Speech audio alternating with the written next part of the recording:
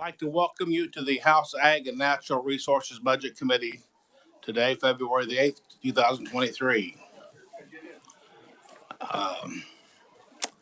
We're going to do this a little different today just so we can see where we're at. So, Mr. Sanchez, you've got 10 minutes. Luke, you got a timer? Okay. He wants to know when he's 3 minutes out. Okay. Introduce yourself. My name's Ken Sanchez. I live in Wakefield, Kansas. I'm here to represent most of the people that live in that area and use the Milford Lake on the west side of the lake. First of all, Mr. Chair, I want to thank you. Okay, can everybody hear me now? Mr. Chair, I want to thank you and your committee members for closing. How's that? Better? All right. I want to thank you for allowing me to speak today. Today, I'm here to talk to you a little bit. You should have in front of you the gates, maintenance of the roads, and issues going around Milford Lake, largest lake in Kansas.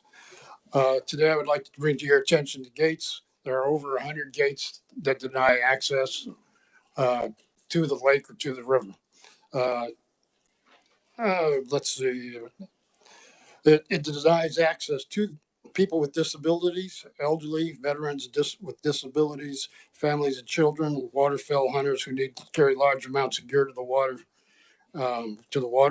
the fire department, Junction City Fire and Rescue. Whenever there's a fire in any one of these places, fire department has no way of getting into the areas needed to get it into. So what they're doing now is cutting locks or driving over other places to try and get into. I've seen this personally. Anybody will attest to that, especially the fire department. Let me bring up the fire and rescue. You may have heard it on the news a couple of weeks ago. Somebody had to be rescued off of the lake.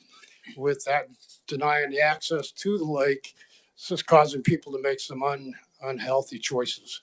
The choices this person, it was a soldier, decided to do was borrow somebody's boat to get across the lake to get to a point where he could have gotten to if the gate was open. And ended up fire rescue almost wasn't able to recover him because of the ice. What had happened, his boat fuel line broke. He drifted into the ice. 40 minutes later, his ice was frozen into the lake. That boat is probably now at the bottom of the lake. So with these gates being closed, it is causing people to make unhealthy decisions. I told you some about the maintenance. We have on 4th Road, there is a culvert. Josh sent pictures in your emails if you'd see. There is a culvert that's out. It has been out for approximately 2 to 3 years. And one of the local farmers offered to give them all the rock they needed to replace that culvert. They said no. I have a business on that road also, and on my side of the road, there's a gully. Just 2 nights ago, we had to recover somebody out of the ditch because they were trying to maneuver through the rocks through that low side. I offered to pay to have rock put onto my road. I was told I couldn't do that, I would be liable if there was an accident on that road. Everything I am saying today has been documented or can be verified.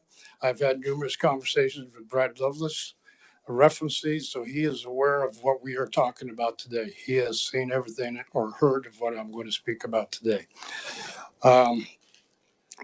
Some people use that road, and they have constructed a walking plank across that culvert.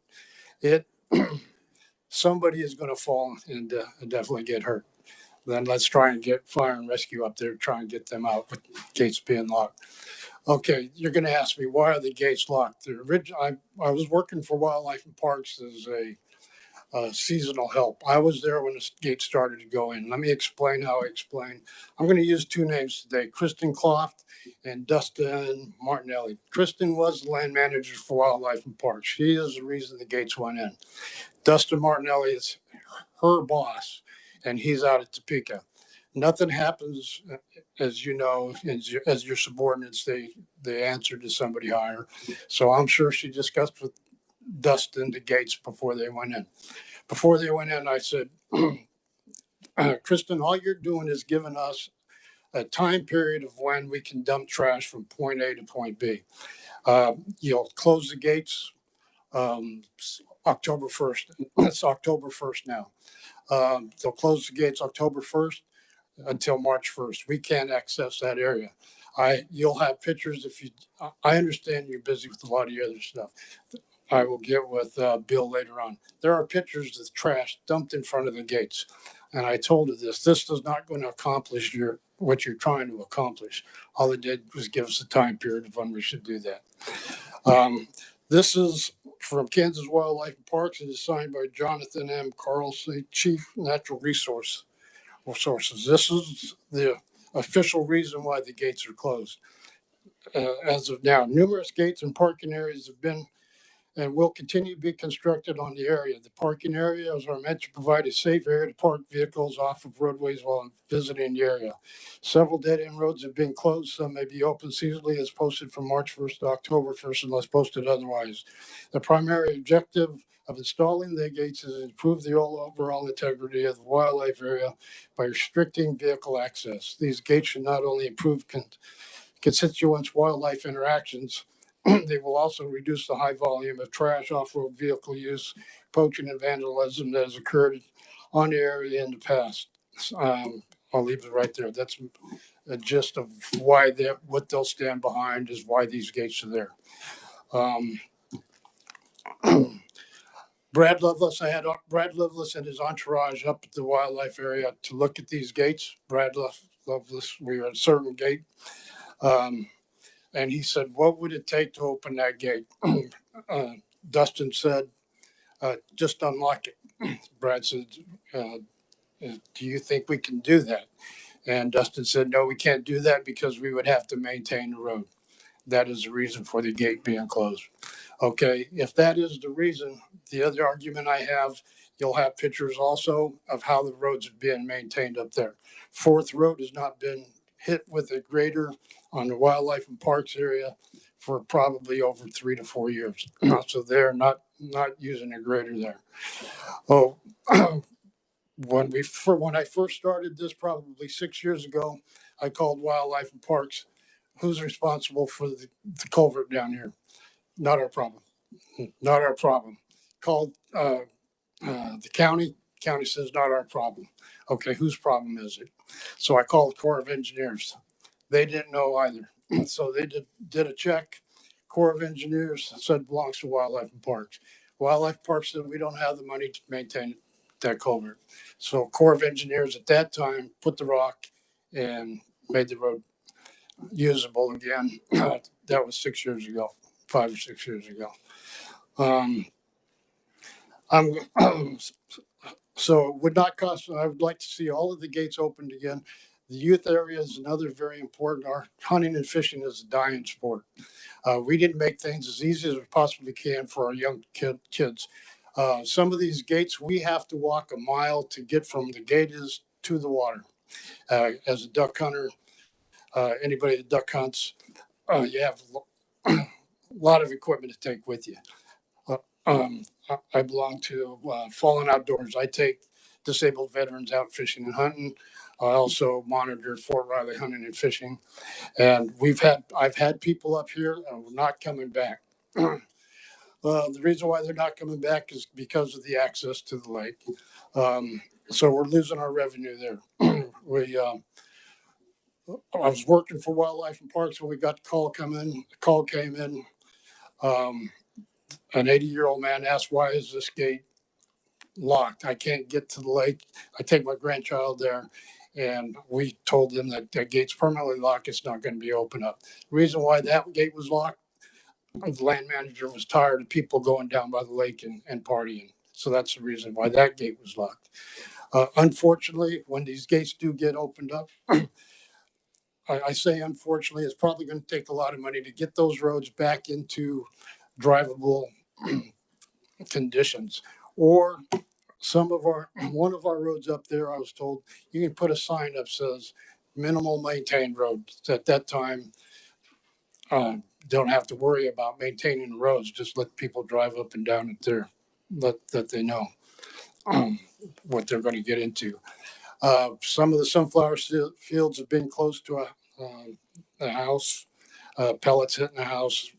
They didn't want to change it. The answer was, I can put these sunflower fields wherever I want them. The reason why I bring that up is the attitude that we have from the Wildlife and Parks personnel there and the Corps of Engineers. Corps of Engineers, in your paperwork, you'll have had a letter to Corps of Engineers. They said, we need to make this person feel like it's her idea. And then we've also had, you'll have there was an email sent to John Bond. He was sent a letter that he cannot ride his four-wheeler. Okay. Okay, not a problem. I already have that written down. So I would like this time to give, nope. Let's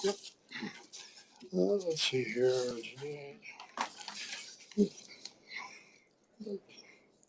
I would like to thank you for your time. We appreciate your concerns over what has been going on Milford Lake Road. I hope this brief today will help make the area can be used for its full potential.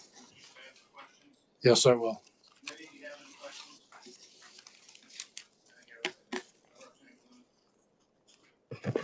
I also have dealt with the Fish and Game. They have been nothing but rude and uncooperative. Every time we've tried to get a hold of them, if they come at all, it's way after the time it's done. What we're concerned about, we have several people that live by walking and hunting, which is a great deal. But if they live across the road, they come in, their house gets shot with pellets, their dogs get shot, their kids cannot play in their front yard, their dogs come over and fight with the household's dogs. Their kids have never slept in past sunrise ever during hunting season. If they have babies, it's a mess. We have complained and complained and complained, and nothing ever happens, and they are just outright rude. Can you still hear me? That's a comment. Have you ever heard of that too? Yes, that's a question there. The question, you have a letter written by James Abernathy explaining just what he just said. And the answer to him was, we can put these wherever we want to. And the people that were hunting, they confronted them and they were sympathetic, and they would shoot the other way, but the pellets didn't. And the same thing, one of the gates is in one person's a person that lives there in his driveway. When I go park in that, my lights flash on his house at 5 o'clock in the morning. That gate should have never have been put there. And so all you'd have to do is just put a little, like a quarter-mile limit just around their house, and they could hunt wherever they wanted to. But they won't do that. We have to park there to get to walk that mile to get to the road. That's where the parking area is at. We've got some more questions, guys. Representative. Thank you.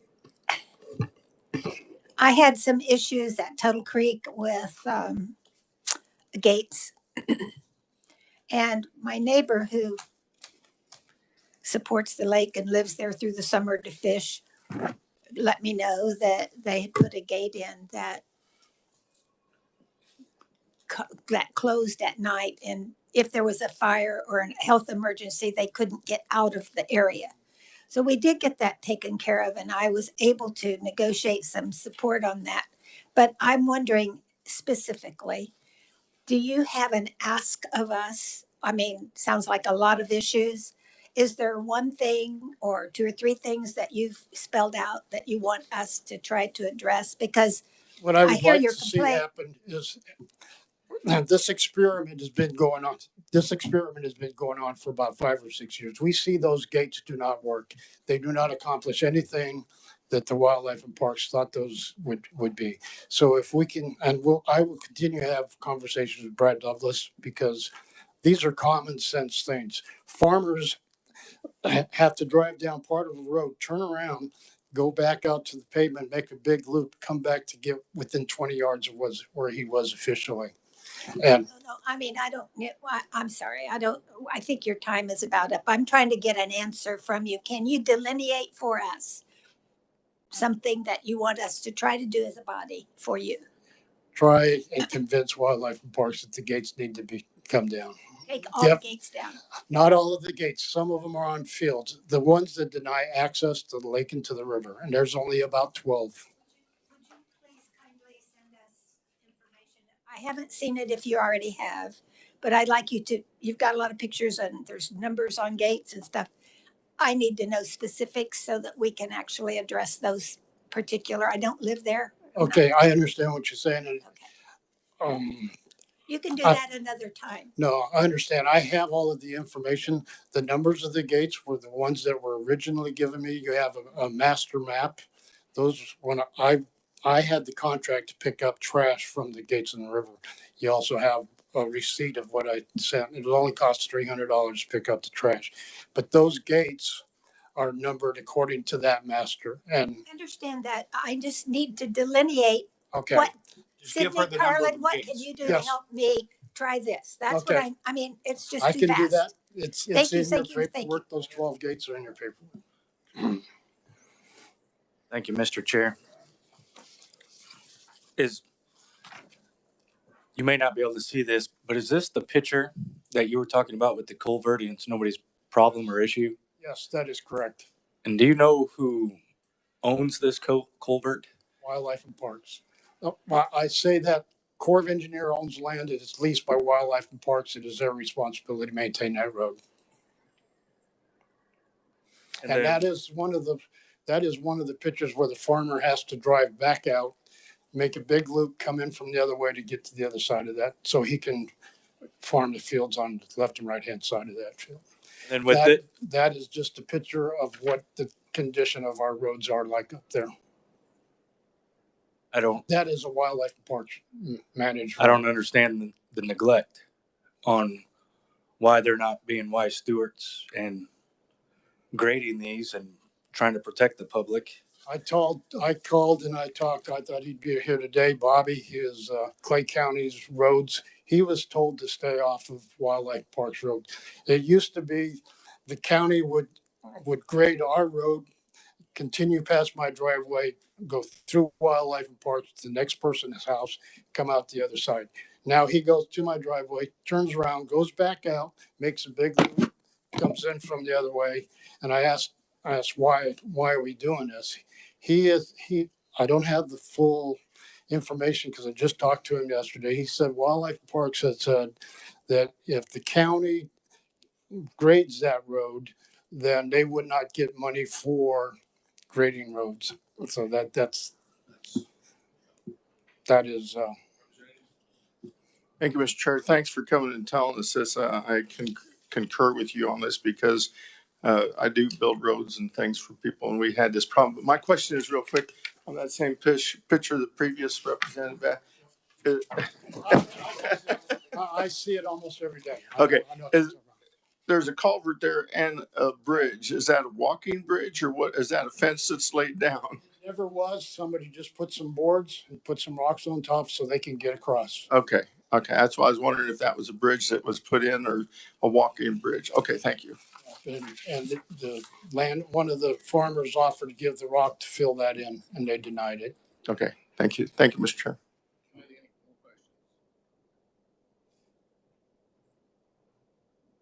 Yes. Lisa? Thank you, Mr. Chair. It's not really a question at all, but all of this information that he's giving with color pictures and everything's on the S drive in the ag budget. And I appreciate you taking the time to look at that because it does make a difference on what we're talking about here. I have so much more information, but that's for another time. Myself and Brad Douglas, Susie Carlson has been working on this for years also, and we're getting nowhere. Thank you. Thank you for coming. Thanks for having me. Things are kind of out of order. Would you like to say something before we start this? You want to say anything about this before we start the budget, Steve?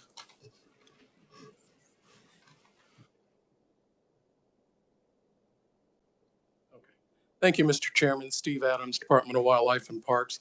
Unfortunately, we were not made aware that this was going to come up today, or we would have been able to gather some background information for the committee, which we obviously would be more than happy to do. But I am not personally familiar with this situation.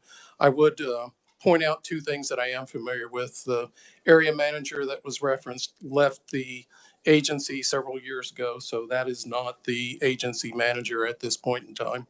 And the memo from the person that was referenced as being a Wildlife and Parks employee is actually a Corps of Engineers employee. That's our landlord.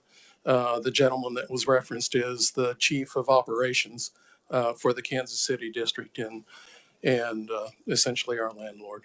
But again, I'm not personally familiar with this situation. We'd be glad to provide information, but we need to know ahead of time that the issue is coming up. I Thank you. didn't either. So, but anyway, we'll take questions later. We're going to let Luke get started here. So, Luke, the mic's yours.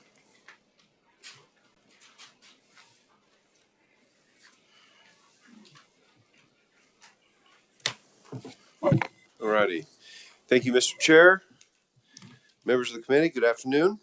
My name is Luke Drury, and I'm a fiscal analyst with Legislative Research. I will be going through Department of Wildlife and Parks budget today. Already introduced to the committee is Steve Adams. He's the Director of Federal Aid and Budget, and he will plan to give some remarks and answer any questions that you all may have.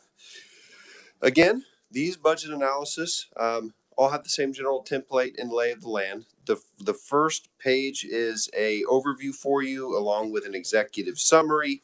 However, I would like to begin my presentation on page number 4.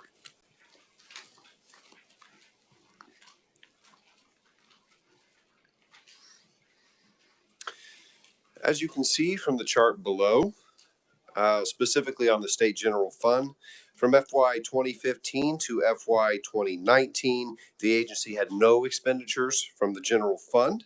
In 2020, the governor recommended and the legislature approved $2 million for some emergency park repairs after the spring 2019 flooding events. The agency expended $1 million of that amount in 20, and then the remainder of it in 2021. No SGF expenditures were recorded in 2022, and none have been approved for FY 2023.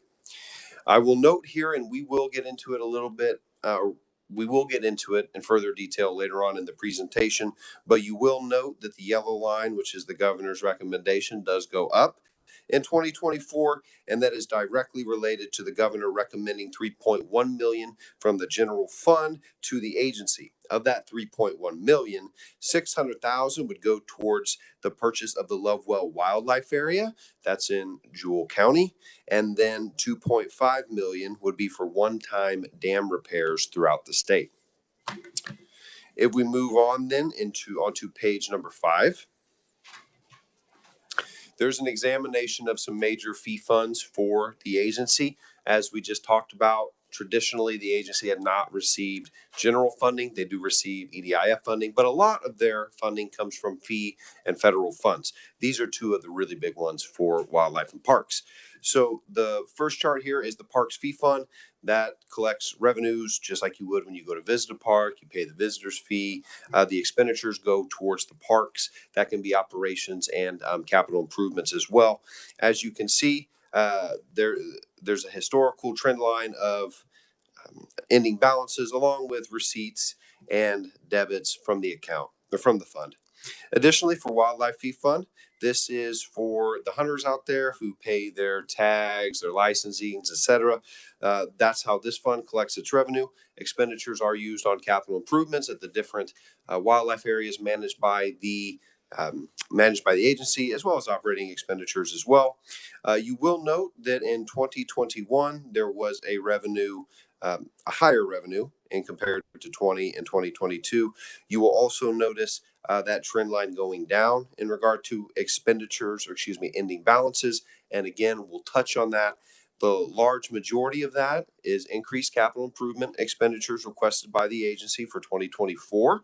Additionally, the governor's recommendation to move law enforcement officers from traditional capers to KP&F. That's another reason why you're seeing that ending balance trend down, but we will talk about it in more detail as we move along. If you flip then to page number 6, again, by now, we're pretty familiar with the overall look of these budget analyses. We start with the approved number for 2022 up at the top, any changes to that amount, and then we identify requests from the agency, and then identify governor's recommendations. So for the 2022 session, the legislature approved $98.9 million. And there was one change. That was an EDIF reappropriation of $78,682. So that is to say that there was monies unexpended from the Economic Development Initiatives Fund by the agency that is rolling forward into 2023, and the agency is budgeting to spend those monies in the current year. In addition to that, the agency submits an overall revised estimated budget of $100.7 million, including $224,457 from the Water Plant Fund and $3.7 from the EDIF. This is an increase of 1.7 or 1.7% above the FY 2023 amount. Now, we follow down below. Again, the numbers on the left-hand side of the table do correspond with the blurbs below. So item number 2, the agency has submitted a supplemental request for law enforcement software maintenance. The agency has requested $150,000 from the Parks Fee Fund for annual maintenance expenditures related to software used by the agency's law enforcement program. Continuing on to item number 7. Excuse me, not item number 7, page number 7. Item number 3, supplemental request for utility expenditures. The agency requests an additional $100,000 from the Park Fee Fund for increased utility expenditures at the campgrounds around the state. Item number 4 is a supplemental request for vehicle expenditures. The agency requests $140,000 from the Parks Fee Fund for increased expenditures associated with gasoline and vehicle repairs. Item number 5, the agency requests $35,000 from the Parks Fee Fund for body cameras to be utilized by the agency's law enforcement program. And then item number 6 is all other adjustments. The agency's request also includes, increases to salary and wage expenditures, including changes to fringe benefit rates. The agency has requested an additional 3 FTE positions above the approved number, and this is related to the agency's fish program and related to federal funds being acquired for invasive aquatic species work. I would note too that the salary increases being noted by the agency, the total on that, or all of their adjustments total, is $1.3 million. The agency indicates that the 2022 legislature, in passing the 5% salary increases, they're estimating that that is going to increase recruitment efforts. So therefore, in 2023, they're going to experience higher salary and wage expenditures. That's just to say they're expecting to have more positions filled over the course of the year. The governor's recommendation includes revised expenditures of $100.5 million. This includes $224,457 from the Water Plant Fund and $3.7 million from the Economic Development Initiatives Fund. This is a decrease of $132,000 from the agency's estimate. And below, we identify why. Item number 7. Body-worn cameras. The governor has recommended adding $300,000, all from special revenue funds, to finance additional body-worn cameras and additional operational expenditures. Item number 8, the governor does not recommend any of the agency's supplemental requests. So while the governor does not recommend the agency's supplemental request, she does recommend an additional $300,000 for operating expenditures and body-worn cameras. Mr. Chair, I can stand for questions or continue on. Any questions? Representative Jacobs? Thank you, Mr. Chair. So if I'm understanding correctly on item 8, governor does not recommend any agency request. Would that be, she's saying, no, I don't want to, in number 6, no, I don't want to have 3 more FTEs also? Mr. Chair and Representative, that's a good question. And no, what that is saying is just that for the agency enhancement requests. So that would only be for items, let me find that. That would be for items 2, 3, 4, and 5. That does not include item number 6. So she does concur with the additional 3 FTE in the agency's budget estimate.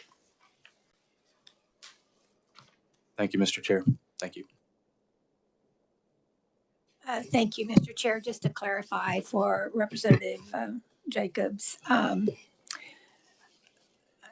This is the 2023, the supplementals are in 2023. Mr. Chair, Representative, that is correct. So every year, the governor has to make up. Would you explain why we have supplementals? I mean, this is an ongoing thing. We'll have supplementals in every budget because at the end of the year, things need to be paid for, and the governor works that out with them. And could you do a better job of explaining that? Mr. Chair, Representative, I will do my best to explain it.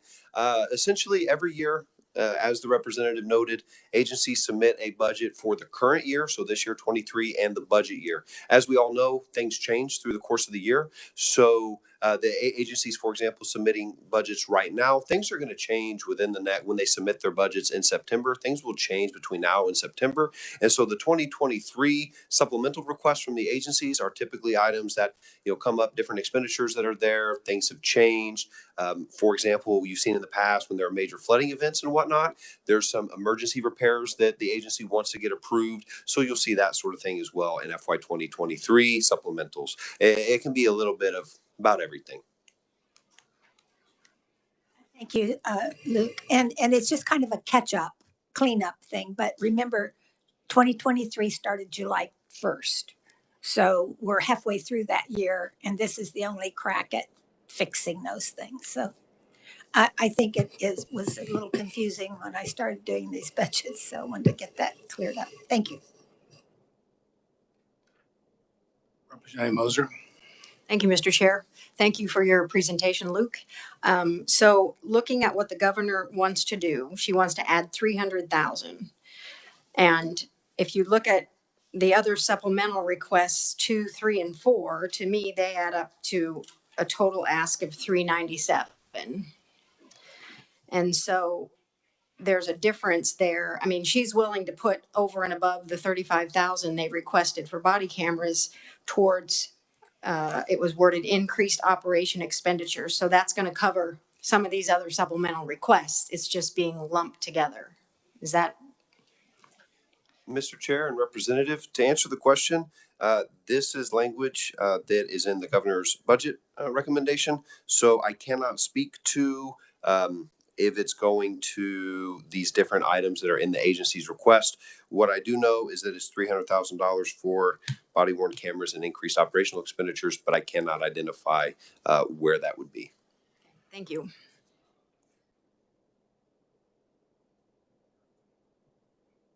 Thank you, Mr. Chair, and thank you for the presentation thus far. I'm just going to make a comment. Every year I've been here, every agency comes in and requests money. Then we come back the next year and we add more to it. Almost every year I've been here, that's happened. It would be nice to know why they need more money. If it's because of unseen circumstances, that should be in this report. That's all I want to say.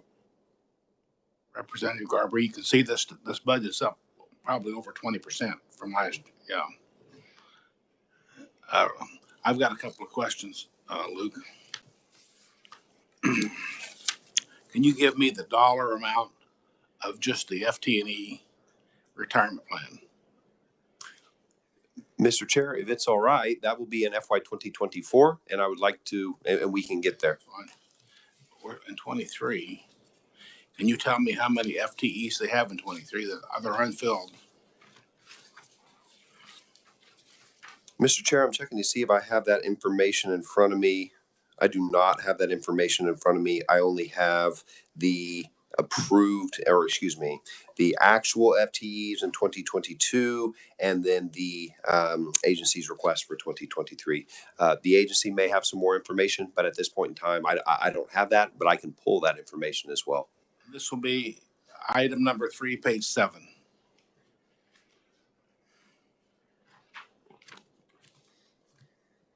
They're asking for $100,000 for what? Item number 3. Mr. Chairman, the agency has requested $100,000 for increased utility expenditures at the campgrounds across the state. So the question I would have, later I'll ask it, if you're, the trouble with the department is they want to be a business, but they don't want to be a business. You'd think you would charge, if you're in business, enough to pay your expenses at least. You know what I'm saying? So if they need 100,000, they're apparently not charging enough for RV hookups and cabins or something like that. To, like I need propane right now, but uh, so go ahead, Representative. Thank you. And I agree with previous several speakers' questions. Um, I don't know if you're able to answer that because you're just reporting to us, so you don't really work for Wildlife and Parks. I think that should be the Wildlife and Parks representative that comes to the well to talk, be able to answer those questions.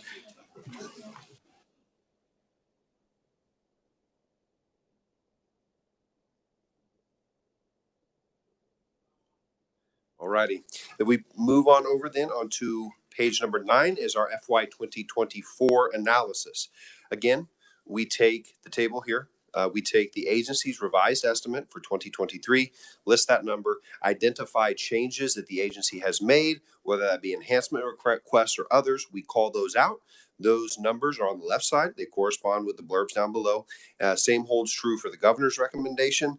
Any changes that she makes to that agency's request, we call out in the table and then speak about later on in the budget analysis. So the agency has requested expenditures totaling $106.1 million from all funding sources, including $224,457 from the Water Plan Fund and $3.7 million from the EDIF in 2024. The request is an increase of $5.5 million or 5.4% above the 2023 revised estimate. And then below, we'll identify why that is. Item number 1 is law enforcement software maintenance. Again, the agency is requesting $165,000 from the Parks Fee Fund for annual maintenance expenditures related to software used by the agency's law enforcement program. Item number 2 is that item for utility expenditures. The agency has requested $150,000 from the Parks Fee Fund for increased utility expenditures at the campgrounds. Item number 3, vehicle expenditures. The agency has requested $150,000 again from the Parks Fee Fund for increased expenditures associated with gasoline and vehicle repairs. Item number 4 is the all other adjustments. The agency's request also includes capital improvement expenditures totaling $22.4 million for 2024. That is an increase of $5.4 million or 32% above the agency's request for capital improvements in 2023. The increases in capital improvement expenditures are partially offset by other changes made by the agency. As I talked about earlier, we saw that trend line going down in the Wildlife Fee Fund. This is where that is related to. The capital improvement projects specifically that the agency is estimating the most increases in, and we'll get to that at the very end of the presentation in capital improvements, that relates to wetlands development and motorboat access. There are also increases in shooting ranges, shooting range development, along with the parks and fish wildlife projects in 2024. On the next page, on page number 10, we have the governor's recommendation. The governor is recommending expenditures totaling $112.2 million. This includes $3.1 million from the general fund, $224,457 from the state water plan fund, and $4.2 million from the EDIF. This is an increase of $6 million or 5.7% above the agency's request. The governor does not recommend adoption of the 3 agency enhancement requests. However, the recommendation does include $325,000 for operational expenditures. Item number 5, the governor is recommending the addition of $600,000 from the general fund to allow the agency to purchase the Lovewell Wildlife Area. This is a piece of property that is directly adjacent to the current wildlife area in Jewell County, and the governor is recommending $600,000 from the SGF to allow the agency to buy that property. Item number 6 is the governor is recommending $2.5 million from the general fund for one-time dam repairs. There's not a list that I've seen of specific dams. However, I will note that the agency not only do we have the fishing lakes and whatnot, like Melbourne, Perry, you think about those. It's not just those items. The parks also maintain a number of smaller fishing ponds and have many hundreds of earthen dams that they maintain all throughout the state. So they indicate that some of those are in need of repairs. And so that $2.5 million would go to various different projects all across the state. Item number 7, we spoke about this a little bit earlier. That's the law enforcement move to KP&F. The governor is recommending the addition of $2.5 million, all from special revenue funds, to allow law enforcement officers working for the agency to join the Kansas Police and Firemen's Retirement System in 2024. Currently, those employees, like myself and other employees of the state, are on the traditional capers. So the governor's recommendation is to take them off of traditional capers and move them to the Police and Firemen's capers retirement account. Item number 8. That's Parks and Trails. The governor is recommending $500,000 all from special revenue funds and 2 FTE positions for Parks and Trails development. I will note some of this is for operational expenditures and some of this is additional capital improvement expenditures for certain trails across the state, and I'll call that out again in the capital improvement part of the presentation. Item number 9. The legal assistant, the governor is recommending the addition of $74,716, all from special revenue funds, and 1 FTE position to allow the agency to hire a legal assistant. Park operations, the governor recommends the addition of $325,000, all from special revenue funds, for increased operational cost. And then item number 11 is the governor does not recommend any agency enhancement request. So again, this is similar to 2023, where the governor did not recommend agency enhancements, but then also recommended some increased monies in there for operational costs, et cetera. Mr. Chairman, I can stand for questions, or I can stand for questions, or I can move on or continue on. I apologize.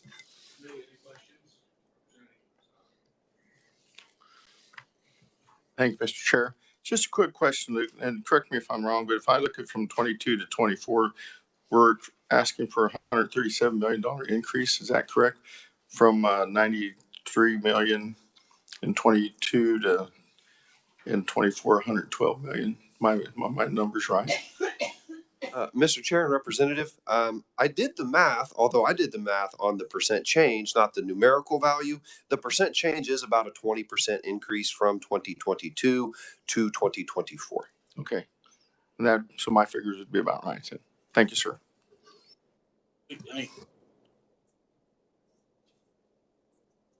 Thank you. Luke, do you know why they want more ground at Lovewell? And are the neighbors in favor of it, or are they just taking, what do they need? Is there any way you know or can find out why they want more? Mr. Chair and Representative, I can't speak to why they want to purchase the land. What I do know is that it is directly adjacent to the current property.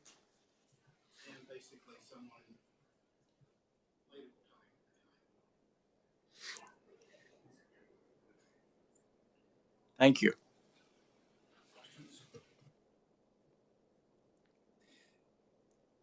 All right, then, Mr. Chair, if we could turn to page number 29, and this is the capital improvement section. So this is a table, and it will show you actual expenditures for different types of projects across the state. As you can see, there's a fair amount of different types of projects the agency does. You will also see the agency's request and governor's recommendation for 2023 and 2024.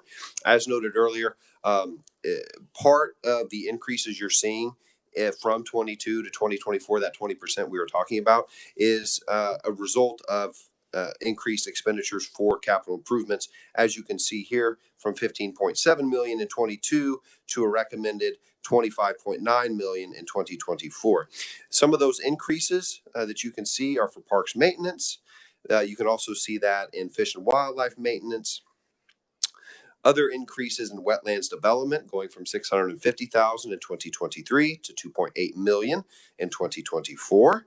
Similarly, you can see that in motorboat access, going from just a hair under $1 million to $3 million in 2024. And same deal with the shooting range development, 1.2 million in 2023 as compared to 2.1 million in 2024.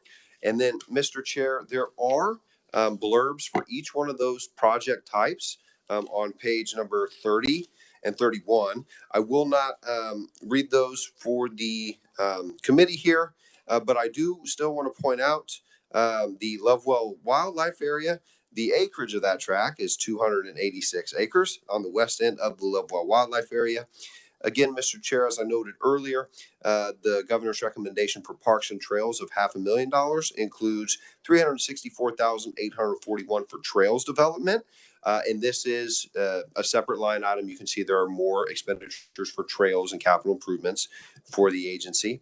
And then additionally, the one-time dam repairs across the state that total $2.5 million. Mr. Chair, I would also note for the committee that a little bit before the capital improvement section, really starting on page 12, there's an examination of the different programs within the agency that will show you agency performance measures as they are submitted to legislative research by the agency. There are also more specific numbers or details for those who are interested about different expenditures within the agency, different program areas.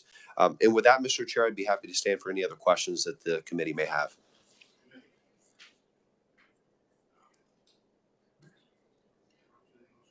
Thank you, Mr. Chair. You were going through these capital improvement projects, and you mentioned 3 of them. I got the purchase Lovewell and the one-time dam repair. What was the middle one? I missed it. That you wanted to call out.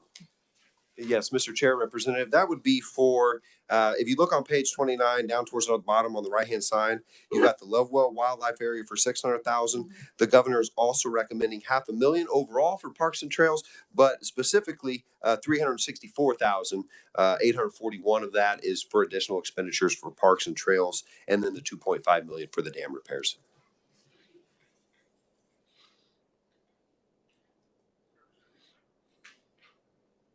Thank you, Mr. Chair.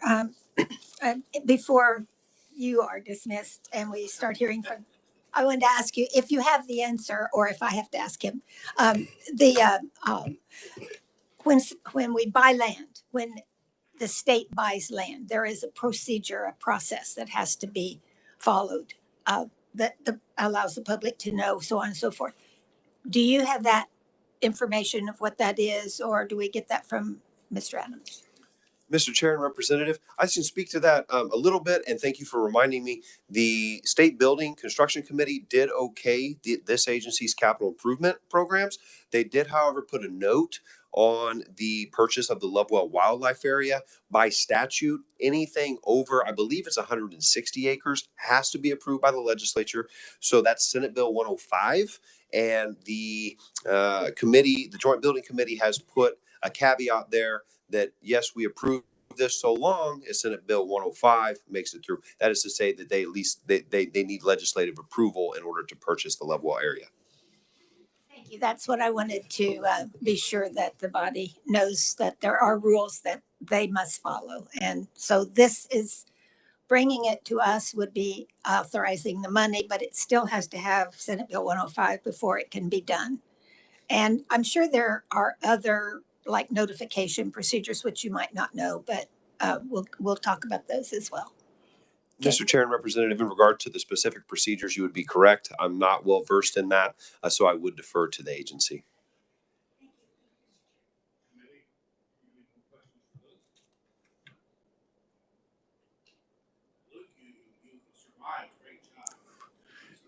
Thank you, Mr. Chair.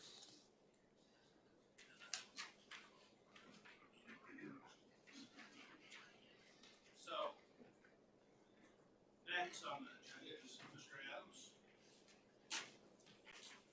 You're welcome to.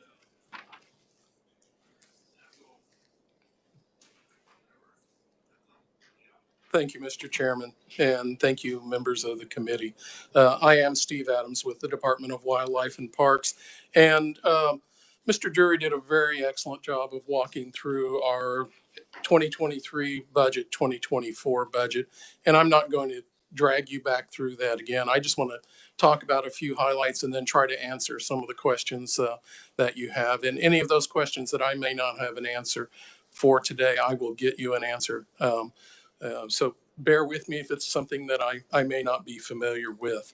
To start with, based on some of the comments before, yes, our 2024 budget request is higher, and that is almost entirely due to to an increase in requests for capital improvements. Capital improvements, as I'm sure you know, are major maintenance items and new construction.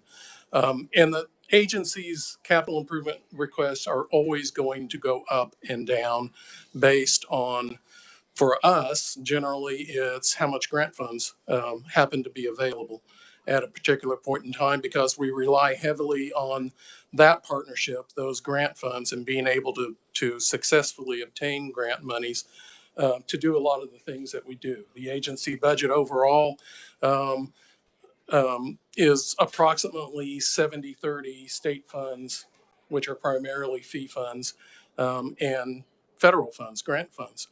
So we rely heavily upon that. This year, we've been successful at obtaining some grants that were, unexpected, and some of the grant programs that we get an annual allocation from, the allocation was much higher than it was in previous years. That allows us to address some of those backlog of major maintenance and some of those new infrastructure needs that we have. And that's why you see the capital improvement budget being higher than it was. Will it be that next year? I seriously doubt that. We would have to have a similar input of grant money in order to maintain that. And I would expect that in future years, you will see it change yearly, depending on how successful we are or we are not at attaining those outside funds. Really what I wanted to address then next was the importance of the supplemental requests and the enhancements. When you are developing a budget for an agency, many of our staff are looking at their budget needs for FY 2025 right now. So you really are trying to predict what your maintenance needs are going to be, what your infrastructure needs are going to be, what your operational fund expenditures are going to be, as much as 2 years ahead. So the reason that we end up in situations of coming back for supplementals is things change over time. Sometimes you have infrastructure that has a demand that you weren't aware of, that becomes aware, or simply use pattern changes and you need to address that. One of the big things that has affected us and affects every other agency that you're going to look at in the last few years is inflation, and we're not immune to that.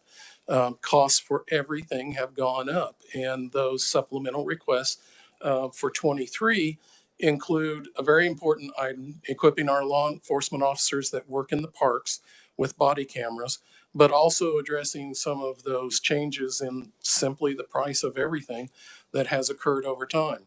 Fuel costs, utility costs. The chairman mentioned needing propane. We're in the same boat. That those propane prices get a little scary at times. So do utility costs. And right now, we, just like you in in the bills for your home, or if you run a business, utilities have gone up. And we really weren't able to predict that very well when these budgets were put together. So now we need to make an adjustment to make sure we can pay our bills. And that's why you see that supplemental request. Same thing in 24. There's 325,000 to address additional costs that are now becoming apparent for a park system. Same thing. Utility costs go up. Needs to repair things go up over time, and we need to be able to address those. And that's why we're coming to you. A few of the others: dam repairs, $2.5 million. I think, as Luke mentioned, the department manages, I think the count is about 108 earthen dams of various sizes.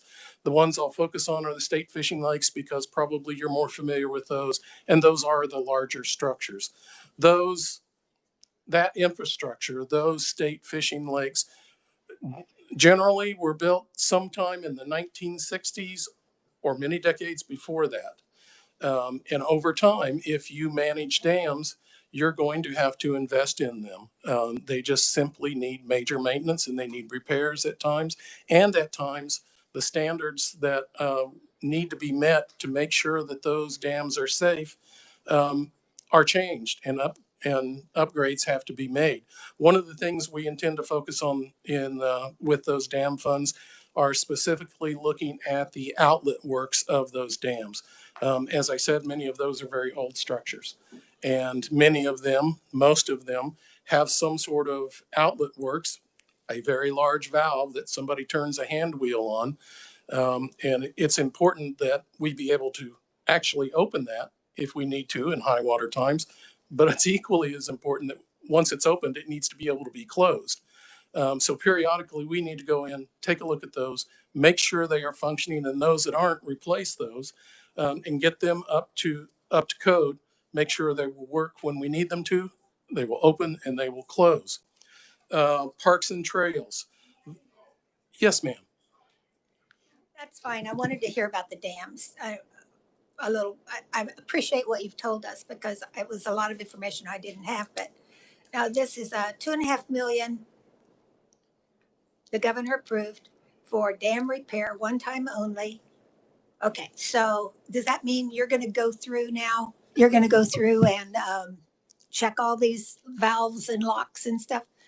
Or what is the one-time effort gonna be for? Well, we understand that that money is one time, that we don't expect that there would be additional money in the next year. Is this But from the Spark money or our ARPA money or anything? Or uh, from the president's the RO? 2.5 million that was included in the governor's budget is from state general fund. Okay, so, okay, I'm not sure what dams you can repair for $2.5 million or do anything with. And so give me examples of lakes and dams. I need to, If it were a large repair, if we were to have a dam washout, you could not replace it for 2.5 million. So another way of the 2.5 million is to prevent those larger expenses in many ways. But the example that I was using of the valves, the large valves that control the release of yeah, water. I want an example of a dam on a lake that you're Okay. going to look at and see if it's Sure. okay. Just give me, Atchison State Fishing Lake, there is a disconnect, a slide in a small area on that dam. That is one of the ones that I think would be on the list to be repaired. And there are several others, I'm sure, that may need some work, dirt work on either side of the dam. That's something that's relatively common, that over time the soil becomes saturated and may begin to slide. You have to fix that to make sure that they maintain their integrity. So that's one example that I'm familiar of that would be something that would probably be addressed with this. If not, it would be addressed. well, I understand you having a budget for those kinds of expenses, but I really was not familiar with any certain dam issues. And so that's why when you said one time only, I wasn't sure. Thank you. Thank you, Mr. Chair. We've got a break here. Does anybody have any questions for Steve? Yes, sir. Thank you, Mr. Chair. And maybe the previous representative might have opened up that door or dam, whatever. But what's the difference between maintenance, dam maintenance, and dam repair?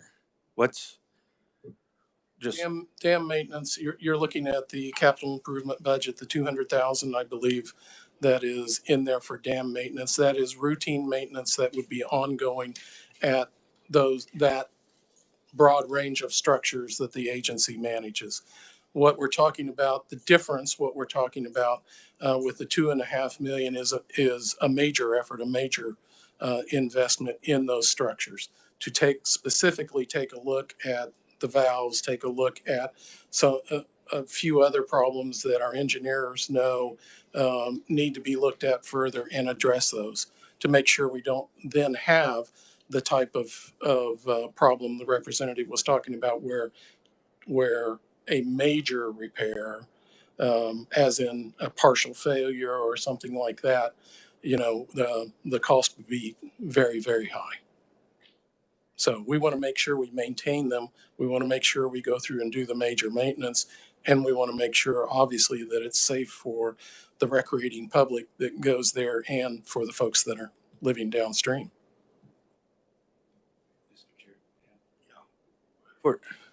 for road maintenance, Would you follow up for, or for all of us, or maybe just for myself,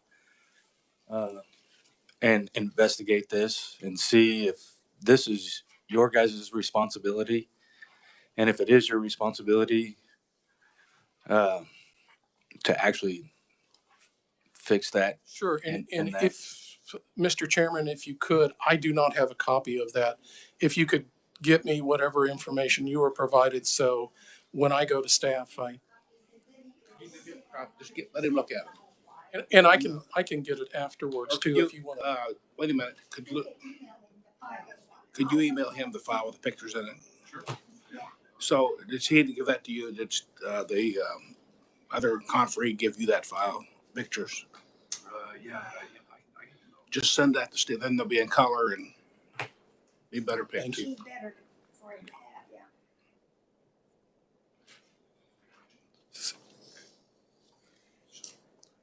Go ahead.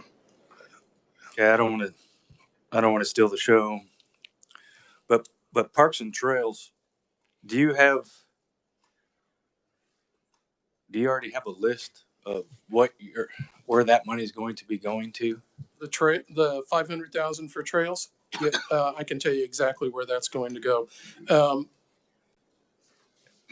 Last year before, sometime in the last 2 or 3 years, Flint Hills State Park was authorized by the legislature, and that is a historic rail line. It is a rail trail that goes from Osawatomie, I believe, to Harrington, and we are in the process of constructing the trail works on that.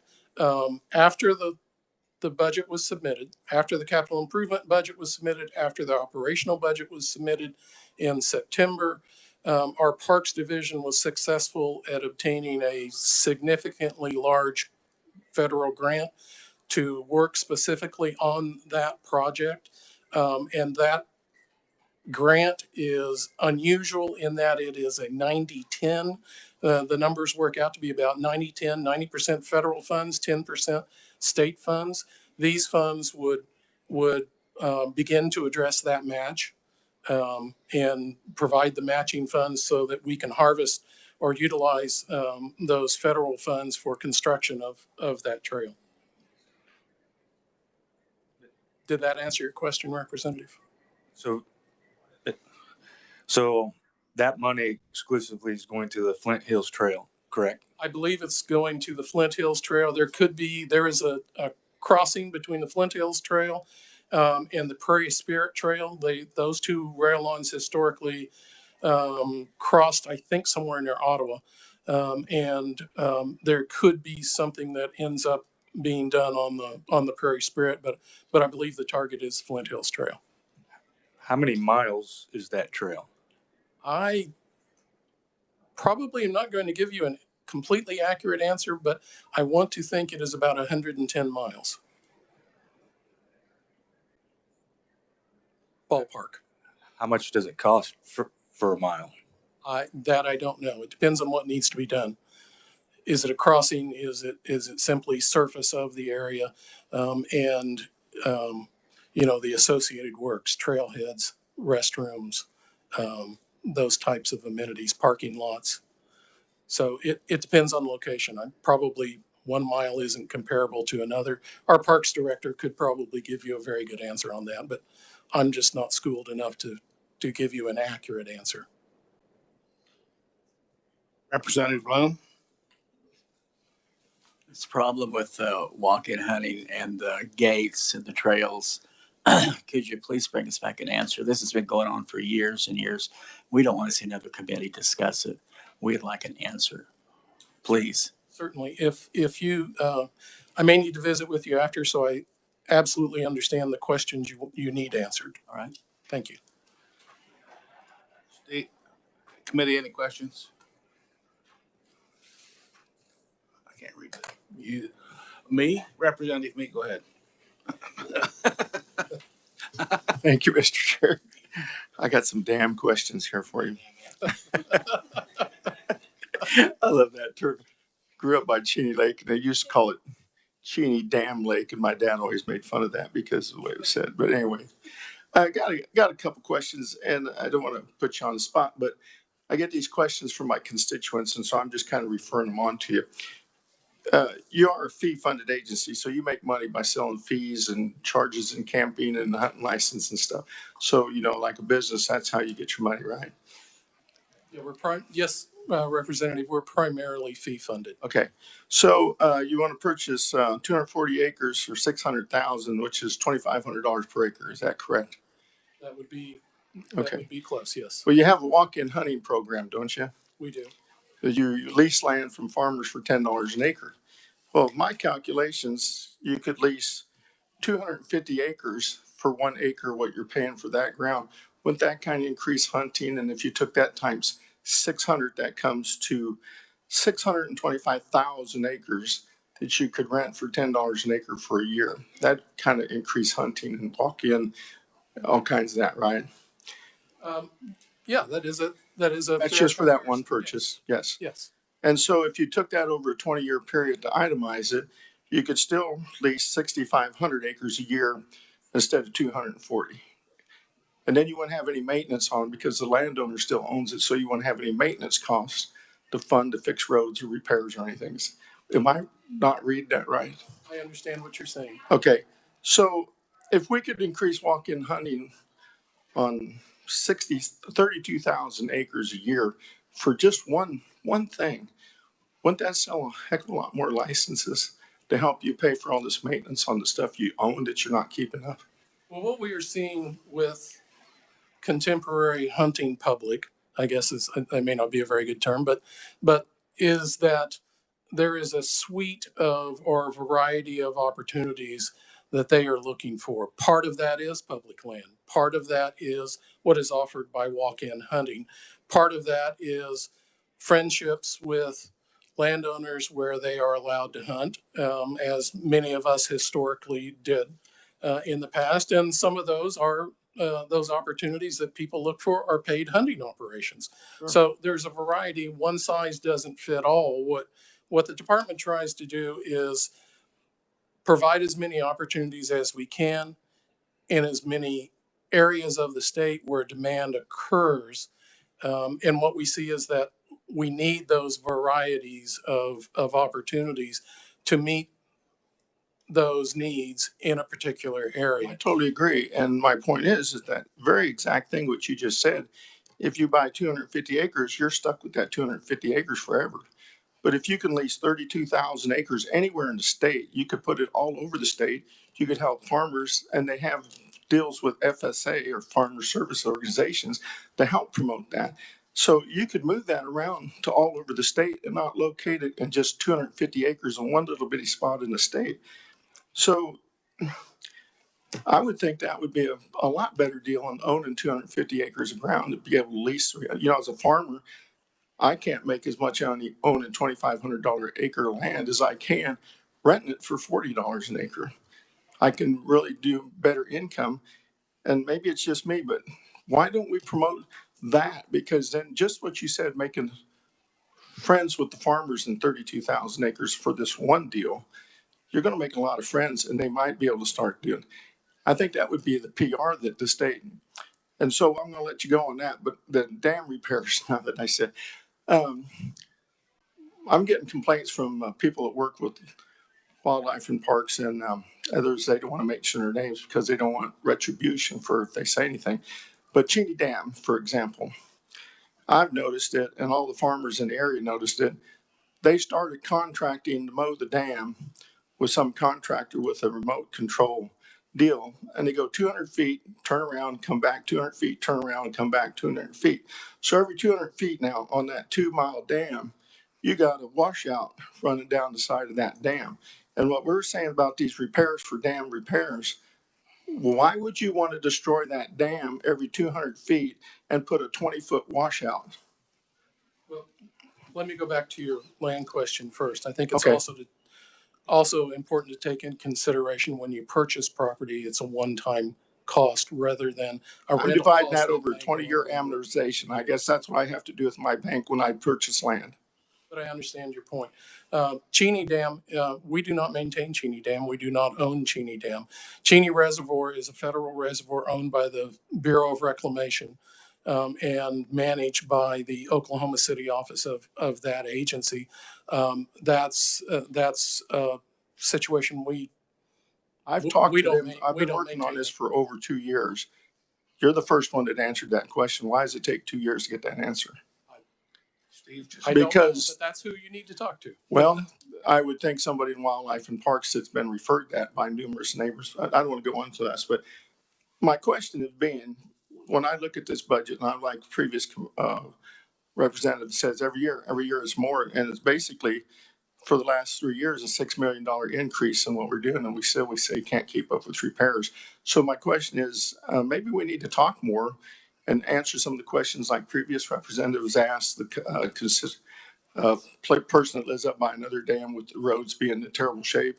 I was on the township budget too, and we had the same identical problem. But whether it's the Corps of Engineers, when I talk to Wildlife and Parks people in Pratt, they say, well, we maintain it. Wildlife and Parks own it. And we got to get some way to figure out who actually is in charge of things. Maybe you can help me with that after this here, because everybody I talk to in the dams, and it's all over, the farmers around those areas, everything, it's the same question. And I don't mean just one dam. I'm saying 4 or 5 of them in my area. And I appreciate you taking the questions, but if we want to promote hunting, we want to promote relationships with agriculture owners or landowners and bring people in from out of state, I think it'd be a lot better deal to rent 31,000 acres. And if you didn't like the hunting on it and it didn't have any hunting, then you could go over here and rent it somewhere else. That's a lot of land to rent. There's only 640 acres in a square mile.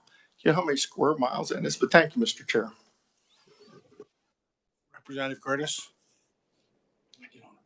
Thank you, Mr. Chairman. So just a couple of questions in regards to the capital improvement budgets. So I'm thinking that perhaps a lot of the items on that list is not something that's new. It's like something that has accumulated over years because we have not been taking care of our property. It's not your property, it's our property, correct?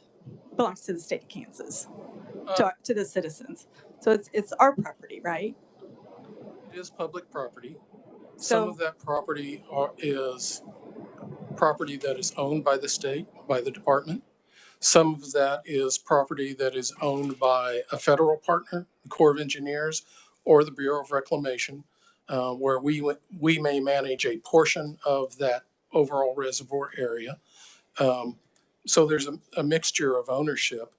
Some of these major maintenance is major maintenance of existing areas, and they are problems that over time repair needs, just like we have repair needs to our homes and equipment that we may or may own and use in whatever we do.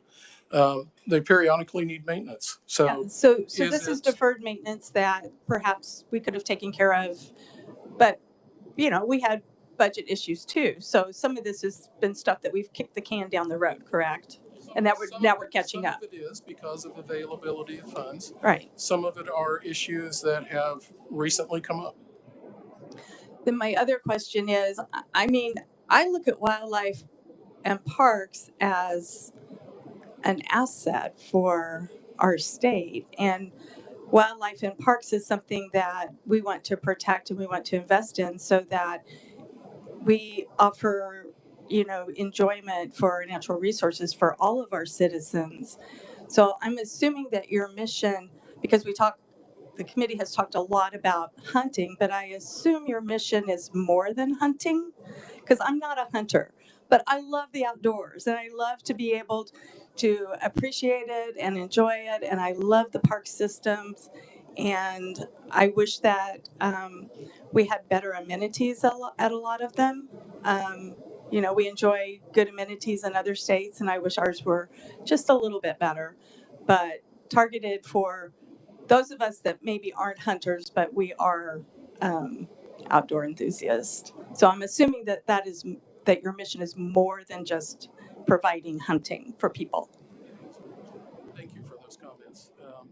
We probably do talk a little too much about hunting and fishing. But it is broader than that. Obviously, it's parks. We focus a lot on game, but it is also non-game.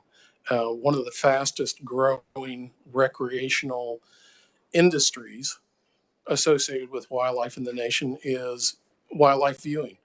The numbers are astronomical. We have people who come onto the wildlife areas who wish to pick mushrooms. We have people who come onto the wildlife areas simply to go for a walk. And the other public lands, they're utilized heavily. You know, when my career began, we built boat ramps for motorized boats, and our funding source is still for motorized boats. But if you go out to probably any of our state fishing lakes today and you sat at that ramp all year long, the numbers of kayaks that are using that are probably going to far exceed the number of motorized boats. And if you look at cars as you drive to and from work and to and from home in the warmer months, you're going to see a lot of paddlecraft. What society is looking for is changing, and it always has. But but we have to adapt to that, and we have to be sensitive to what the public is looking for and try to meet that wide variety of needs. And those opportunities are very, very important. I see that in my area, definitely, that people are seeking more and more outdoor opportunities, and just like you said, opportunities to enjoy trails and, you know, just to be out in nature. There's so much benefit in doing that. And so I respect that you try to have, you know, create that balance between those of us that want to just enjoy the outdoors and then people who enjoy hunting. And so I appreciate that. So thank you. I also just want to say I really like seeing more investments in trails development, because I think that's definitely a growing area that we'll see more people wanting to partake in. Thank you. Thank you. We are seeing those become very, very popular, and we are attracting people from all over the country. We see, especially when you have a longer trail. I have a very good friend who now has enjoying retirement, and he and his wife go all over the country. But they target and they talk about how the people they know, utilizing trails is an avocation, how they really try to find those opportunities that aren't an hour, that they can spend a day or more looking for it. And I am very confident that once we complete the Flint Hills Trail, we will see visitors coming to those communities and utilizing that trail from all over the country. Go ahead. So now my curiosity, are you coordinating at all with the Freedom Trail people that are developing that historical Freedom Trail? Is that part? I know that our Parks Division, I have heard our Parks Division director talk about that. I know that they are active in those discussions. They are also active in discussions with some of our communities who have their own trail systems, and trying to make sure that the public has a chance to interconnect wherever they can. And they're supporting each other. Thank you. Appreciate your comments. Representative Jacobs. Thank you, Mr. Chair. And I apologize if this has already been brought up when I left the room. But on page 31, item bottom, number 3 up from the bottom, the purchase of the land for the 268 acres. Yes. It's $2,238 and roughly 80 cents an acre. Who's receiving that money, or who's the state paying for that? It would be the current landowner is who would receive it. And let me, if I could, back up for just a minute, because there were some questions about when the department purchases land. There is an existing statute that outlines those guidelines. It is based on appraisal. The appraisals are appointed, actually, I believe, by the Supreme Court. I think coordinates that, but we submit it what we want. They assign appraisers. If we happen to use federal funds, it's yet a different process where there is a team of appraisers that are used, but the purchase price is based on an appraised price. And I'm sorry, what was your original question? It's privately held right now. It would be purchased from that entity. A few minutes left, Steve. I've got a couple of questions. Yes, sir. Following up on the last question, um, why doesn't Wildlife and Parks, when they're thinking about purchasing something, have an auction? Or why? I mean, does the other residents around love this piece of property ever have a chance to buy it? Does anybody else, do local farmers have a chance to be in on this at all? You know, like when you this piece of ground at Level, Yes. I mean, I would assume that whoever happens to own a piece of property that we might pursue, other people would have had a chance to purchase that if they, at some point in time. Is that? question I have for you. Every year you come up here and I see these budgets. You keep wanting to expand the cabins, the RV parks, the parks themselves. You keep wanting to buy more. You're the largest landowner in the state of Kansas, unless nobody knows that. They are. And it seems crazy to me. You need SGF dollars. You've got a funding source that's almost somewhat unlimited, but you got to know how much money you have last time. You know what I'm saying? Like you knew how many dollars you had in 22, but it seems like government never seems to be able to stay inside their wallet. They always just know they can come up here to the honey hole and grab another 30 million or what 50 million or whatever it takes to they dream it out. And what frustrates me a little bit was on that uh, on page 7, number 3. If you are not charging enough, this is a business question. If you are not charging enough to cover your expenses for campgrounds, whatever you want to be in, it's kind of like you want to be in private industry as long as you got the taxpayers to back you up for the next event you want to do. And I see on here you got more cabins you want to do, and I see your Christmas tree list. And it's not that it's not a good idea, but it's like roads to fix. Um, I can't even tell you how many complaints I've had about your Lespedis on all your, whether it's core ground or fishing ground, whatever it is. But I wish you would just maybe take a deep breath, see how much money you had the last time you were here, and try to fix what you got and be a little bit more focused on management. You know what I'm saying? I know from what I know is, and you can tell me if I'm right or wrong, but local uh, hunting and fishing licenses are kind of in decline, and it's kind of frustrating to see that, and you want more, and nothing's changed. It's just like they're not buying, and you're still trying to have another empire and another lake or another reservoir and buy some more ground.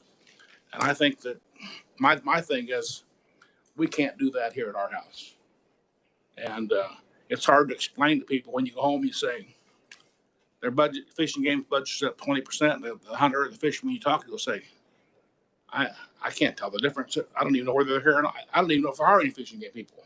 So that's just my comment. But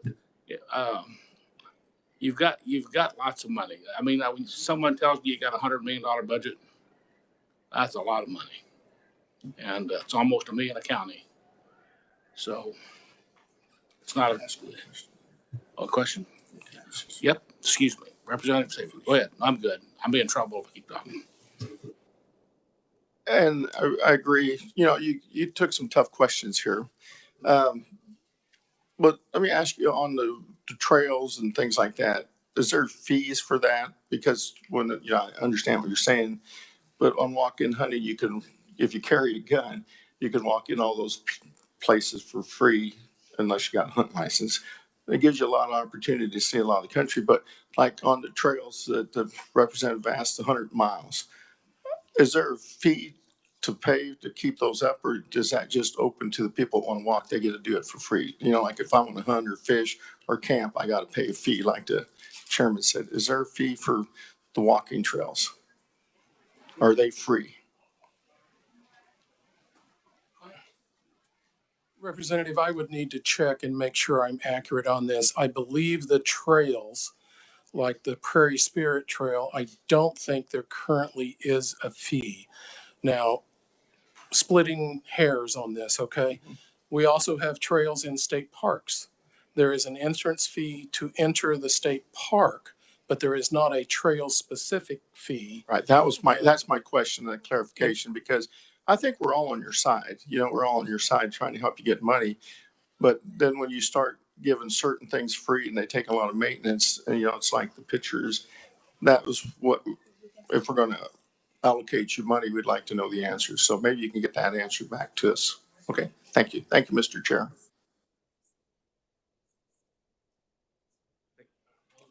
Thank you, Mr. Chair. Lovewell Reservoir is in my district, up along the border. Who currently owns it and who's going to be selling it to you? The reservoir or the property we're talking about, is what I Property. think you're saying. I The believe property, the yeah, current excuse me, not, it's all in my district, but the property that you're looking at, who the owns? property is, I believe, is currently owned by a conservation organization. I think that is Pheasants Forever. And it was purchased some years ago. I don't know how long.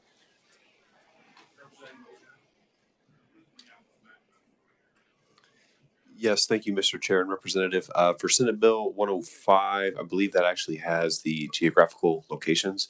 So this came up before in research and taking a look at that. Like if you do a parcel search, Jewel County, and you type that in, it pops up who the owner is. And yeah, that was Pheasants Forever. Just point of clarification that in that Senate bill, it lists the geographical location of where it is. Pheasants Forever is what was listed last time I saw it.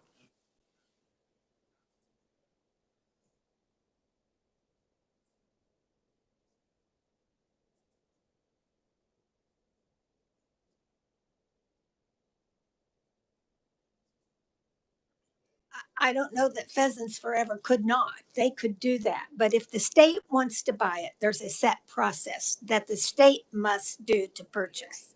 And that's all I'm concerned about is if the buyer or if the seller wants to do it any other way, that's their prerogative. But if the state buys it, it has to go through these steps. And I know that because I tried to buy a lot from the state and I went through that for a little while and gave up.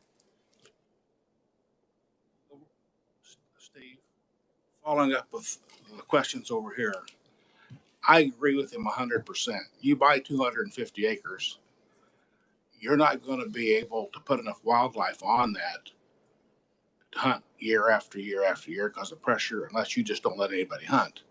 There will be no game left. And then you've got another piece of property hanging on your belt. You know what I'm saying? I mean, if it's for hunting, Well, I mean, Mother Nature will not supply a daily hunt on that piece of property. Well, I guess the way I would respond, Mr. Chairman, is this is then now would be additive to the existing wildlife area. So it is additional property that the public who utilize the federal property that is there now can also utilize this. And I'll repeat that. I don't care whether you've got 1,000 acres, whatever. It's migratory. The pressure will overrun your property. So that's just a comment. Thank you, Mr. Chair. I would be interested to know who owned it before Pheasants Forever and how Pheasants Forever obtained it. I mean, I hear this all the time, that we get this other organization that has this land, which may have been just given to them. Now all of a sudden they're making $600,000 of taxpayer money for something they didn't ever pay for. That's something that would be interesting to know. And that's how. Thank